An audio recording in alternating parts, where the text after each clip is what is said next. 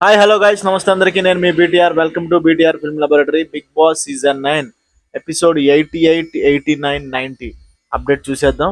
ఎందుకంటే ఒక్కొక్క ఎపిసోడ్ ఒక్కొక్క వీడియో చేయడానికి మనకి బిగ్ బాస్లో అంత కంటెంట్ ఏమి జనరేట్ అవ్వట్లేదు.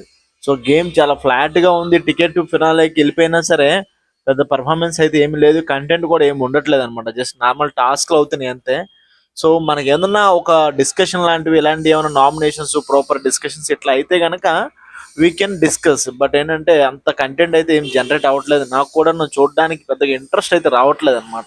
వీలైనంత వరకు జరిగిన వాటిలో చక్కగా కంటెంట్ ఏరి ఇప్పుడైతే చెప్పేస్తాను. ఈ 3 ఎపిసోడ్స్ ఒకసారి చూసేద్దాం. తనూజ చాలా తెలివైంది. మనం కొన్నిసార్లు యాక్టింగ్ చేస్తే ఈజీగా దొరికిపోతాం. సో తెలీదు ఎవరు కనిపెట్టలేరులే అని అనుకుంటది. కానీ ఈజీగా ఆడియన్స్ ఫైండ్ చేస్తారనమాట. నీది యాక్టింగా లేకపోతే రియాలిటీ అని. తనూజ చాలా జెన్యున్ పర్సన్, ఓకే. బట్ మితిమీరిపోయిన తెలివితేటలు, మితిమీరిపోయిన స్మార్ట్నెస్ అంటేనే కొంచెం కష్టంగా ఉంటుంది అనమాట ఆడియన్స్కి.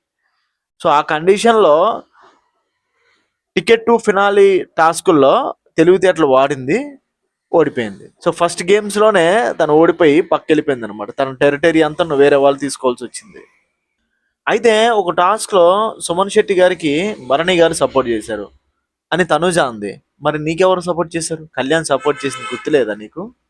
కళ్యాణ్ సపోర్ట్తో నువ్వు గెలుస్తున్నావు, నీ సపోర్ట్తో కళ్యాణ్ గెలుస్తున్నాడు అని గుర్తులేదా తనుజ మేడం? కాకపోతే మనం చేస్తే రైటు, ఎదుటోళ్ళు చేస్తే తప్పు, అంతే. మన టైం అలా నడుస్తుంది, అట్లా వెళ్ళిపోతుంది. బలం వాడి ఒక గేమ్ కానీ టాస్క్ కానీ ఆడాలంటే కనుక డెమాన్. అదే బ్రెయిన్ వాడాలంటే ఏం లేదు, మొత్తం జీరో. నువ్వు చేయాల్సిన పని నువ్వు చేయకుండా, నీ కష్టం నువ్వు పడకుండా లక్ మీద బ్లేమ్ చేయడం ఏంటి? జస్ట్ నువ్వు లక్ని నమ్ముకుంటే చాలు, లక్తో అయిపోతాం, నాకు లక్ లేదు అంటే ఎదుటోళ్ళు కష్టపడిన దానికి నువ్వు ఈజీగా తీసేసి జస్ట్ వాళ్ళు లక్తో గెలిచారంటావా? వాళ్ళు కష్టపడలేదంటావా? నీది మాత్రమే కష్టం అంటావా? నేను నా లక్ని నమ్ముకోలేదని అంటావు.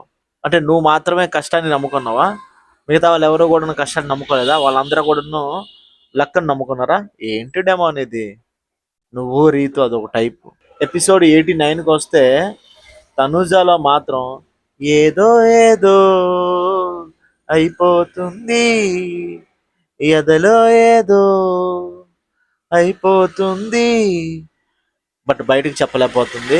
ఎక్కడో లోపల ఏంటి కరెంటు తీగలు అనేవి తిరుగుతున్నాయి బాడీ మొత్తం, కాకపోతే బయటకు రావట్లేదు. ఎన్నో రోజులు కాదమ్మా, వెరీ తొందరలో వచ్చేస్తుంది. లోపల ఉన్న ఫీలింగ్ కంగారు ఏం పడకు, బోల్డ్ మందిని చూసాం మనం. కళ్యాణ్ ఒక్క టాస్క్ గెలిస్తే తనూజ ఫేస్ లో ఎక్స్ప్రెషన్ చూడాలి, తనూజ మనసులో ఆనందం చూడాలి. ఈజీగా బయటకు తెలిసిపోద్ది అనమాట.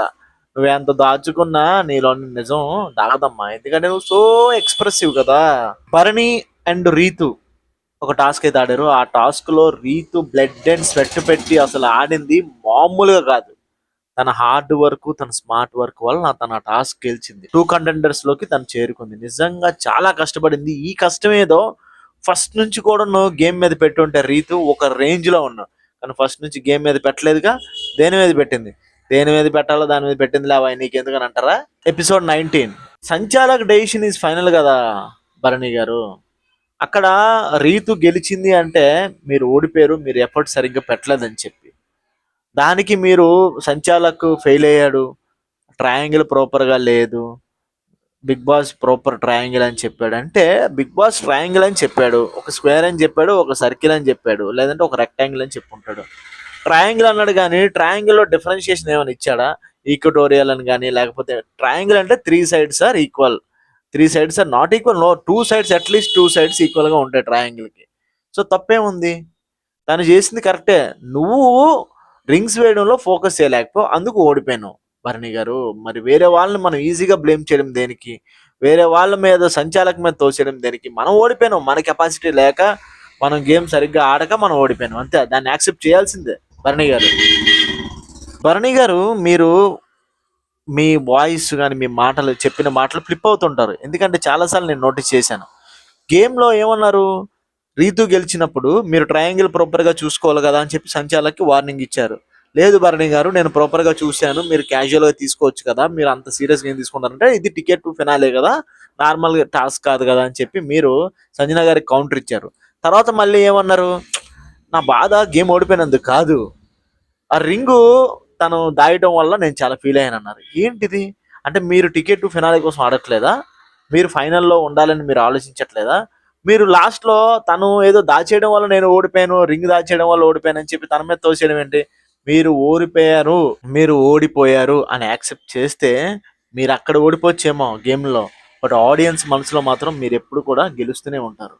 అది గుర్తుపెట్టుకోండి భరణి గారు. అబ్బా తనుజ, ఏం ప్లాన్ చేసావమ్మా, నీ ప్లానింగ్ ఏ వేరమ్మా. అక్కడ టాస్క్ లో కళ్యాణ్, రీతు, ఇమానియల్ ఉన్నారు. సో టికెట్ టు ఫినాలికి ఇద్దరే ఉండాలి. ఆ ఇద్దరులో ఇమానియల్ ఉంటే గనక కళ్యాణ్కి చాలా టఫ్ కాంపిటీషన్ అవుతాడని చెప్పి నువ్వు రీతుకు సపోర్ట్ చేసావు. నీ తెలివితేటలకు హెడ్సప్. కానీ నేను ఒక్కటి కోరుకుంటున్నాను దేవుడికి, ఈ బిగ్ బాస్ సీజన్ 9 ట్రోఫీ మాత్రం నీలాంటి దానికి రాకూడదు ఖచ్చితంగా. పాపం కష్టపడుతున్న కళ్యాణ్కి వచ్చిన నష్టం లేదు, కానీ నీలాంటి దానికి మాత్రం రాకూడదు. మనుషుల్ని వాడుకొని పైకి రావాలని చూసే నీలాంటి దానికి మాత్రం ఈ సీజన్ ట్రోఫీ మాత్రం రాకూడదు. నువ్వు రీతుకు సపోర్ట్ చేసావు ఏంటి, ఇమ్మానియల్ ఓడిపోయాడు, బట్ ఇమ్మానియల్ అక్కడ ఉంటే కళ్యాణ్కి టఫ్ కాంపిటీషన్ అయ్యేది. అప్పుడు కళ్యాణ్కి ఒక పేరు వచ్చేది, కళ్యాణ్ గర్వంగా చెప్పుకునేవాడు.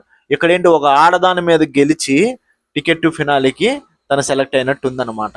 సో నువ్వు ఒక ఆడదాన్ని ఓడించడం కోసం ఇంకొక ఆడది ఓడిపోయింది, అలా తయారయ్యావు నువ్వు. ఇది కరెక్ట్ కాదు తనుజ. ఏదో ఒక రోజు నువ్వు రియలైజ్ అవుతావు, నీ దాకా వస్తే కానీ నీకు తెలియదు పరిస్థితి ఏంటన్నది. ఎన్నో తనుజ ప్లానింగ్స్ లేకపోతే కళ్యాణ్ ప్లానింగ్స్ వల్ల అటు ఇటు అయ్యి ఫైనల్గా కళ్యాణ్ టికెట్ టు ఫినాలే కొట్టి ఫైనల్స్కి వెళ్ళిపోయాడు. Okay, very good, finally became, no problem. Trophy తీసుకున్న తర్వాత కళ్యాణ్ తన గోల్కి ఏదైతే తను అనుకున్నాడో దానికి రీచ్ అవ్వాలి ఖచ్చితంగా. సినిమా ఇండస్ట్రీ అంటే తనకు చాలా ఇష్టం. హీరో అవ్వాలనుకుంటున్నాడని విన్నాను నేను, యాక్టర్ అవ్వాలనుకుంటున్నాడని విన్నాను నేను. మనస్ఫూర్తి కోరుకుంటున్నాను, ఎందుకంటే నేను ఒక సినిమా వాడిగా తను ఖచ్చితంగా సక్సెస్ అవ్వాలని మనస్ఫూర్తిగా కోరుకుంటున్నాను నేను. నీతో పాటు ఫైనలిస్ట్ ఖచ్చితంగా నువ్వు అయితే ఎక్స్పెక్ట్ చేస్తుంది తనుజానే. ఆవిడ మనసులో కళ్యాణ్ ఫైనల్కి వెళ్ళినప్పుడు ఆవిడ మనసులో ఎక్స్ప్రెషన్ చూడాలి. నువ్వు ఎంత దాచుకుంటే నువ్వు అంత ఓపెన్ అవుతున్నాడు తనుజ. సో చూశారు కదా గైస్, ఇది ఈరోజు update. Thank you for watching. జై హింద్. లైక్ చేయండి, షేర్ చేయండి, సబ్స్క్రైబ్ చేయండి, అప్పుడే నా వీడియోస్ ఎదుటి వాళ్ళ సజెషన్స్లోకి వెళ్తాయి.